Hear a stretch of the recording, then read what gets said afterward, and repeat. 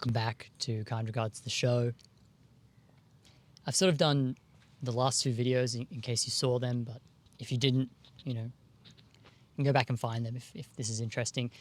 I've talked a little bit about thought, being lost in thought, meditation as a way of sort of training the mind to be less lost in thought, or rather to have more moments where we notice the nature of our own mind. We sort of notice what we're doing, and instead of being caught up in it and sort of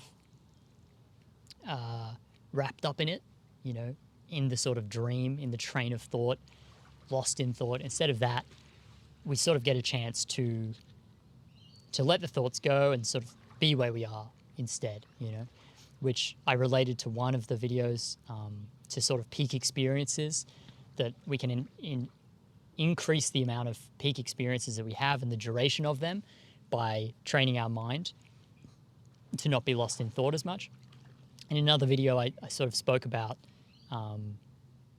the chance that, well, we'll forget the other video. Anyways, in this one, I want to sort of address the non-meditators amongst us on this channel, on this Kind Regards, the sweet viewers, the sweet listeners who don't meditate or don't want to meditate, who think they're averse to meditation or who are averse to meditation.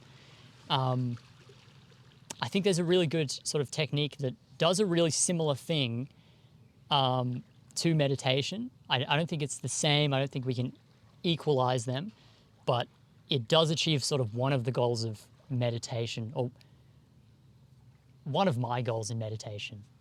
A lot of meditation talks about, we shouldn't have goals. We shouldn't be aiming to achieve anything because that's just grasping. That's desire. That's exactly the same sort of thinking mind. And the harder we are on ourselves, the more wild our thoughts will be and stuff like that. So, that aside, meditation should be goalless and all that. But a part of the value of meditation, for me at least, is that it reduces the amount of thoughts that I'm having. Instead of being my thoughts just being on some kind of reckless rampage, just charging through the china shop, stomping on the garden beds and all that. Instead, I am a little bit more empty, a little bit more able to sort of see where I'm at and appreciate where I'm at, and enjoy my life, the present moment as it actually is, instead of thinking about the future or ruminating on the past. That's pretty cool. And one really easy thing to do is the sort of journaling practice of free writing, of writing anything and everything that comes up in your head, sort of as fast as it comes. Just don't stop writing, blah, blah, blah, blah, Oh, I should do that thing later. I hope I don't forget. Also, that was a really nice meal before. And also, I hope I didn't sound too stupid in that video. I hope I get lots of subscribers. That would feel nice. Blah, blah, blah, blah. You can literally write blah, blah, blah, blah. That's totally allowed. You can write anything that comes to your mind in this sort of technique. And just setting a timer for 30 minutes goes really hard. I've done 30 minutes before, but 10 minutes will do fine. 3 pages can be good, sort of 3 A5 pages or 3 A4 pages.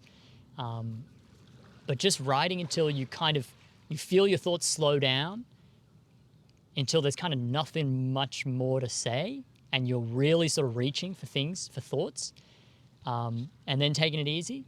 This can have a profound sort of effect. Thoughts have a strange sort of desire for completion or to be enacted. And we sort of know this from when we talk about our problems, and then sort of we feel way more clear about them. It's like by talking about them, we've sort of aired them out to the world, we've made them real, and so they don't have to keep bouncing around reminding us of themselves because we've already actioned them. And writing is the same, has the same function. You can, by writing an idea out, even if it is just garbage, it doesn't have to be a useful idea that you want to read about later, just by writing out all the thoughts, every random thought that you have. Oh, it's a bit too hot here. Oh, I wish I was cooler. Oh, I should probably change into my shorts. Just getting them all out. A really strange feeling descends afterwards, which is that you really don't have any thoughts left. You had 40 and they were all bouncing around randomly, and then you wrote them all out and nothing new has happened to prompt any new thoughts. There's no significant, change. The world is not changing fast enough to supply you with 40 new thoughts like right away. And so you're just kind of in the world and there's nothing really going on in your head. This is really, really nice. It's really, really easy. You can wait until they sort of all build up to a, point that you don't want them to, like a sort of peak cacophony, and then smash them all out. But you can also do it sort of as you see fit. Like I've got a little notepad, and if I'm like at a bus stop or like, I just have 5 minutes, my wife's, cooking or, still writing, and I've just got 10 minutes before she finishes writing, I can just write out all my thoughts just for 10 minutes, just for 5 minutes, just a page. And it just like takes this huge chomp out of the mental clutter in my mind and just eases the tension, eases the feeling of doing, I have to do all this stuff, this needing to push and complete all of these tasks. And instead just knocks me a little bit closer into sort of being, this sort of laid back, receptive attitude of sort of negative capability. As John Keats put it, this ability to sort of take things in without this incessant carving up of things and, I want to understand that, what's that doing there? Instead of that, you just receive experience, which is much nicer. Your hands are off the wheel. It's much more relaxing. Your body sort of lets go and feels a lot easier, a lot lighter. And it doesn't take much, Meditation takes a bit of time, something that we learn how to do.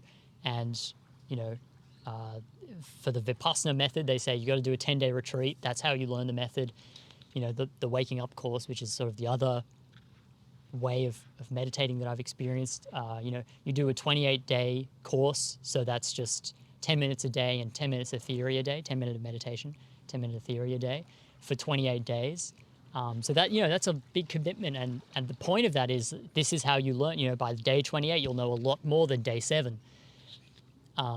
But this journaling exercise, you cut all of that. You don't have to sit still. If you're fidgety, you're writing. It's an active thing, a tactile thing. And you can do it as much or as little as you like. And it has, I will bet more or less anything that it will work the first time. That if you have a whole bunch of thoughts and you want to get rid of them, you want to empty out your mind, writing until you have nothing left to write about, like a whole 15 minutes, a whole 30 minutes, that will do the trick, and you will have this nice sort of empty mind, at least for a little while, and that feels really nice.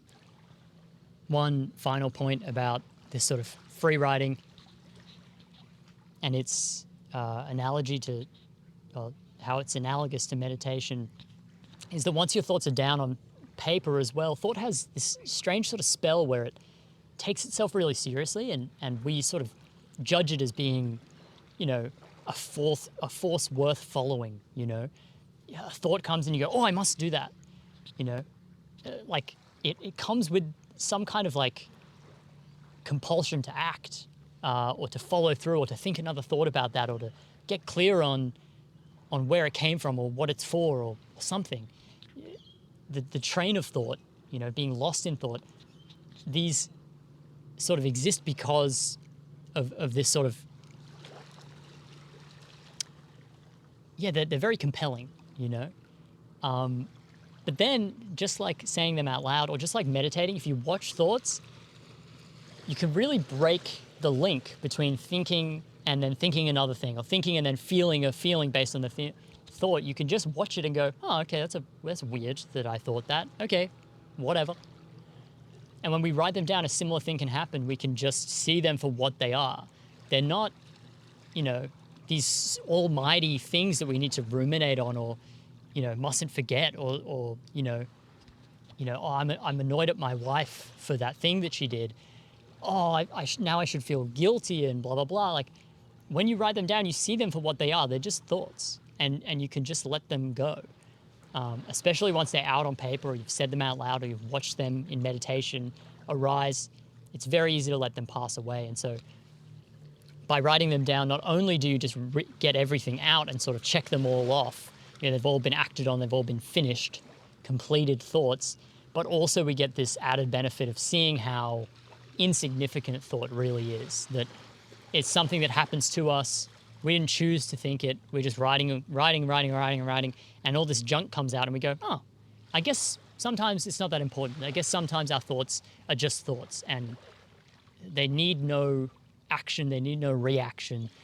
They don't need to be followed up or, ruminated on. This is just a bunch of, a bird squawks, and we go, oh, okay, and we move on. We don't go, what are we going to do? And so similarly with thought, we can, by writing it out in this sort of free writing technique, we get to we depersonalize the thoughts and see them as just sentences. They're very ephemeral, and they don't require anything of us. Yeah, I hope this was helpful. I hope you enjoyed. There's a Substack link and a YouTube and Spotify link in case you're interested in those sort of other platforms. I write articles on Substack. I haven't for a while, but there's a significant sort of back catalogue. There's about 40 of them. And some of them are quite good, so I think, or at least useful. So yeah, please enjoy and have a great day. I hope this finds you well. This has been Kind Regards. Thanks.